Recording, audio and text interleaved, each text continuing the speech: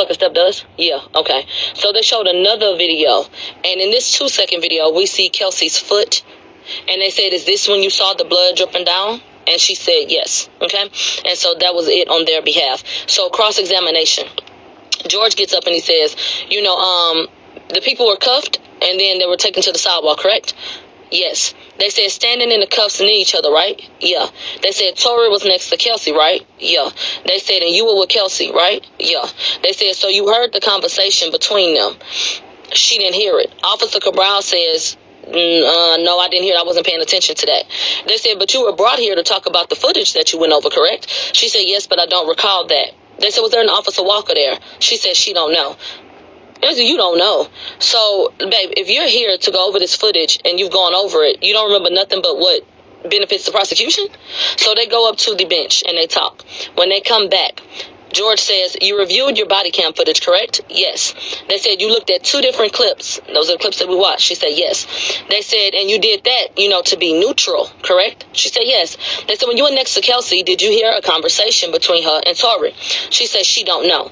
They said, did you listen to the body cam footage? Yes. So she said, I listened to it, but I was only paying attention to Kelsey and the victim. They said, did you hear my client ask if Kelsey was okay? They said, no. They said, what about a conversation between them? She said, I don't know. They said, was Tory distraught and upset? She said she couldn't gauge how Tory felt about anything because Tory had his head down, okay? And she couldn't even corroborate that they had talked. She said, but all of them were right there next to each other, and Kelsey was your person, right? They said, yes, okay? Hold on. Let's get you out of here. Thank you. I had to block somebody right quick. So they said, did you see Tory's head down? She said, yeah. But I couldn't see his expressions. I don't know how, he may have felt. They said, did you hear him talk to Walker or, Kelsey? She said, no. They said, did you speak to prosecutors before this? She said, yeah. They said, were you in any way told about my line of questioning and I may ask you particular things about what you heard? She said, no. He said, are you being honest? She said, yeah. They said, how long were you standing out there on this scene? She said, 20 to 30 minutes. They said, you were on the scene for 20 to 30 minutes, and you ain't seen nothing that Tory did. You can't corroborate anything as pertains to him. No. They said, did you see my client look upset? No. How about happy? She said, I didn't see. She said, how far apart were Kelsey and Tory, for example? She said, a couple of feet. And they said, and you were in between the two of them, correct? Yeah.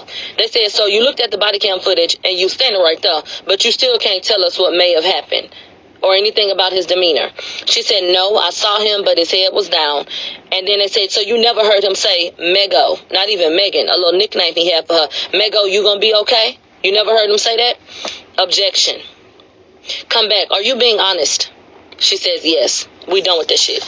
Next, we bring in Jody Little. Now, Jody Little was here because she was speaking to the September 14th interview. Because Kelsey went rogue and said, I lied. And they don't want to accept it so bad that they keep pulling this lady in.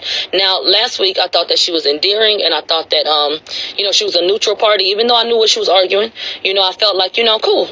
That's what she heard. She was present. That's fine. Today, she changed my whole outlook on her, and I was very disturbed by the way that she behaved today, just to say the least. So, anyway, the new old witness, Jody Little, come up there. And so they said, Kathy says, did you review a rap song by Kelsey? She said, yeah. They said, this was a song released on November 20th, 2020, right? She said, yeah. They said, is this song called Bustin' Back? She said, yeah. And does it start with who I'm taking shots at, bitch, I'm busting you? They said, yeah, that's the song. So they pulled up the lyrics. They pull up the lyrics that start with never been a jealous friend. And then the line ends with put a muzzle on your friends. Y'all acting like some crash dummies. So y'all go look at the lines. I believe it's like 1 through 10. But the line that starts with never been jealous and ends with put a muzzle on the bitches. They said, is this the song? She said, yeah. And then they go to the lines, who shot you? And then they said, on that hook, she was like, who shot you? Bitch, I'm busting you. All the bullshit. They said, that's from another verse, correct? She said, yeah. They said, does it appear to be a song against Kelsey? Okay? And so, a song against Megan, I'm sorry. Yeah. So then they go to cross. They said, under cross-examination, you agree that there's more to these lyrics than just, that one line about the hush money and Megan. And they said, yeah. They said, for example, lying to the DA, saying that the chain got snatched, you recognize those lyrics? She said, yes. They said, is there a mention of Desiree Perez? immediately this woman's demeanor changes, and the woman that remembered so much, it was crazy to everybody that Kelsey couldn't remember shit, but now she's gotten the same type of amnesia. They said, is there a mention of Desiree Perez in this song? The same song she had to go over again to come up here today. And she said, I have to check. Okay. They said, is there a line about a sex tape that can drop? This woman said that doesn't sound familiar.